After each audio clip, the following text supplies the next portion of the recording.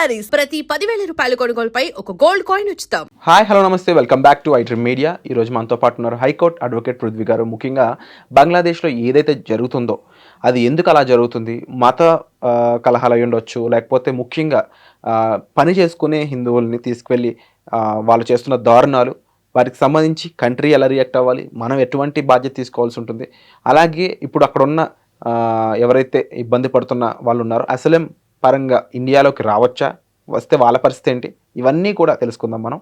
నమస్కారం సార్. నమస్తే సార్, జనరల్గా అమెరికాకి కొన్ని ఇంగ్లాండ్కి ఇలాంటి కంట్రీస్కి అసలేం అని చెప్పేసి అక్కడ ఉన్న ముస్లిం కంట్రీస్ నుంచి పారిపోతూ ఉంటారు చాలామంది. అలాంటి సిచ్యువేషన్ ఇండియాకి వస్తుందని ఎప్పుడు అనుకోలేదు. కానీ ఇప్పుడు బంగ్లాదేశ్లో ఉన్న హిందువులు ఎవరైతే ఉన్నారో వాళ్ళు ఇప్పుడు అదే అసలేం పద్ధతిలో ఇండియాకి వచ్చేద్దాం అనే అంత సిచ్యువేషన్ అక్కడ ఉంది. మరి అక్కడ ఫ్యూచర్ ఏంటి, నెక్స్ట్ ఇండియా ఏ విధంగా రియాక్ట్ అయ్యడానికి స్కోప్ ఉంది? ప్రపంచంలో థర్డ్ పాపులేటెడ్ హిందూ కంట్రీ ఏదంటే బంగ్లాదేశ్ అని చెప్తాం. ఓకే. ఫస్ట్ ఇండియా, తర్వాత నేపాల్ అండ్ బంగ్లాదేశ్లో అంతమంది పాపులేషన్ ఉన్నారు.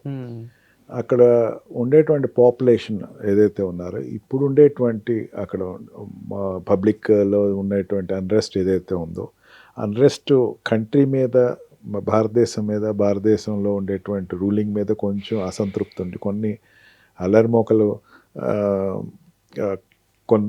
కొన్ని విద్రోహ శక్తులు ప్రోత్సాహంతో ఏం చేస్తున్నారంటే ప్రతిదీ రూమర్స్ కింద క్రియేట్ చేసి అక్కడ నిన్నటి వరకు సెక్యులర్గా ఉండేటువంటి హిందూస్, అక్కడ కొంచెం మైనారిటీస్లో ఉండేటువంటి హిందూస్కి ఫస్ట్ ఎప్పుడైతే గవర్నమెంట్ మారిన తర్వాత నుంచి ఈ రోజు వరకు చూసుకుంటే ఈ హరిరామ హరికృష్ణ ఆర్గనైజేషన్స్ మీద విపరీతమైన పోరాటం చేశారు. చాలా వరకు వాళ్ళని మారణకాండ క్రియేట్ అయింది. అండ్ ఫ్యాక్టరీలో వర్క్ చేస్తున్నటువంటి గవర్నమెంట్ ఎంప్లాయీస్ని కూడా వదలట్లేదు. వాళ్ళు ఏదో అన్నారు అని చెప్పి రూమర్స్ క్రియేట్ చేసి వాళ్ళని దారుణంగా, కంపెనీ యాజమాన్యాలు కూడా హిందూస్ని సపోర్ట్ చేయలేనటువంటి పరిస్థితి ఇప్పుడు ఎట్ ప్రజెంట్ సిచ్యువేషన్ కనపడుతుంది మనకి. అక్కడి నుంచి ఎవరైనా హిందూస్ కనుక వస్తే, ఇండియాలో వస్తే కనుక ఖచ్చితంగా Indian country is ready to accept them. First thing, వాళ్ళకి అస్లెం ఇస్తుంది భారతదేశం. ముస్లిమ్స్కి ఇవ్వట్లేదు, కానీ హిందూస్కి అయితే బంగ్లాదేశ్ నుంచి వచ్చే హిందూస్కి అయితే ఇస్లాం ఇస్తుంది. కానీ అక్కడ ఉండేటువంటి వీసా రెగ్యులేషన్స్ కూడా వాళ్ళు అక్కడ ఆపేయటం, వీసా కన్సల్టెంట్స్ ఆపేయటం జరిగింది.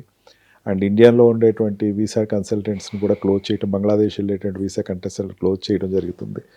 కంట్రీ ఏమీ ఈజీగా తీసుకోవట్లేదు, దాన్ని చాలా సీరియస్గానే చూసుకుంటుంది. నిన్న మొన్న జరిగినటువంటి బంగ్లాదేశ్ కన్సల్టెంట్స్ మీద జరుగుతున్న దాడి చూస్తే కనుక కంట్రీ కంట్రోల్ చేసే పరిస్థితిలోనే ఉంది. ఇక్కడ ఒక్క బంగ్లాదేశ్ మన ఈవెన్ అక్కడ ఉండేటువంటి ఇండియన్ కన్సల్టెంట్స్ కానీ, అక్కడ ఉండేటువంటి హిందూస్ ఎవరైతే ఉన్నారో వాళ్ళకి వాళ్ళకి సెక్యూరిటీ లేదేమో, కానీ ఇక్కడ బంగ్లాదేశ్కి సంబంధించినటువంటి కన్సల్టెంట్స్ కానీ, బంగ్లాదేశ్కి ఉండేటువంటి హై కమిషన్స్ కానీ అన్నీ సెక్యూర్డ్గానే ఉన్నాయి. వాళ్ళకి ఎటువంటి లోపం లేదు. అండ్ ప్రతిదీ నిశ్చితంగా పరిశీలిస్తుంది విత్ ఇన్ షార్ట్ టైం. అది ఎట్లా ఓవర్కమ్ అవుతామో, ఆ సిచ్యువేషన్ ఓవర్కమ్ ఎట్లా చేసుకుంటాం, అక్కడ ఉండేటువంటి మైనారిటీస్కి ఏ ప్రొటెక్షన్ ఇస్తాం అన్నది గవర్నమెంట్ పాలసీ, అది త్వరలోనే తీసుకునేటువంటి ప్రయత్నం కనపడుతుంది.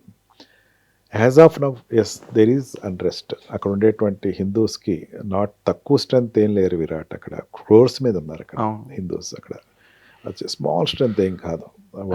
అక్కడ గవర్నమెంట్ మరి ఎందుకు హిందువులకు ప్రొటెక్షన్ ఇవ్వలేకపోతుంది, దానికి ఏమైనా మేజర్ రీజన్ ఉందా? ఇవాళ జరిగినటువంటి అప్రోర్ ఏదైతే ఉందో, యుఎన్ఓ కూడా మాట్లాడింది. ఫస్ట్ టైం యుఎన్ఓ హిందూస్కి అనుకూలంగా మాట్లాడటం, ప్రపంచ దేశాల్లో ఉండేటువంటి హిందూస్కి జరుగుతున్న అన్యాయాలను తప్పు అని చెప్పేసి యుఎన్ఓ ఫస్ట్ టైం మాట్లాడింది. యుఎన్ఓ ఇన్వాల్వ్ అయ్యింది. అండ్ అమెరికాలో ఉండేటువంటి పార్లమెంట్ సభ్యులు మాట్లాడటం జరిగింది. అండ్ అక్కడ ఉండేటువంటి అనేక మంది కూడా మాట్లాడారు. అండ్ వాళ్ళు కూడా డిమాండ్ చేస్తున్నారు, కంట్రీస్ డిమాండ్ చేస్తున్నారు, వెంటనే పరిశీలించండి. ఇది 1 డే సొల్యూషన్ అయ్యే ప్రోగ్రామ్ కాదు ఇది, ఎందుకంటే మన దేశం కాదు అది, ఇంకో దేశంలో ఉండేటువంటి మన హిందువులు రక్షణ జరగాల్సినటువంటి ఇస్తుంది. ఈ పార్టీషన్ జరిగిన దగ్గర నుంచి అక్కడ ఉండిపోయిన హిందువులకి, అక్కడ ఎప్పటి నుంచో తరతరాలుగా ఉండిపోయి కొత్తగా వెళ్ళిన వాళ్ళు ఎవరు లేరు విరాట్. అక్కడ ఈ మధ్యన వెళ్ళిన వాళ్ళు, లేకపోతే 1970s 80s వెళ్ళిన వాళ్ళు కాదు. 1947 బంగ్లాదేశ్ డివైడ్ అయిన తర్వాత అక్కడికి వెళ్ళిపోయి ఆల్రెడీ ఉండిపోయిన వాళ్ళు అక్కడ వాళ్ళందరికీ ఇన్సెక్యూరిటీ వచ్చిందంటే they are permanent residence there. అక్కడ వాళ్ళకి సెక్యూరిటీ అనేది యుఎన్ఓ అబ్జర్వ్ చేస్తుంది. ఖచ్చితంగా ఇవాళ రేపు రూలింగ్ ఇస్తుంది ఖచ్చితంగా. యుఎన్ఓ జనరల్ సెక్రటరీ ఒక మాట అన్నప్పుడు ఖచ్చితంగా అక్కడ ఉండేటువంటి ప్రెసిడెంట్ కూడా he's a Nobel prize winner. అతను కూడా ఇంటర్నేషనల్ ఫార్మ్స్ నుంచి వెళ్ళిన వ్యక్తే. వీళ్ళందరూ కూడా ఈజీగా తీసుకోరు. డెఫినెట్లీ ప్రొటెక్షన్ అయితే ఇస్తారు.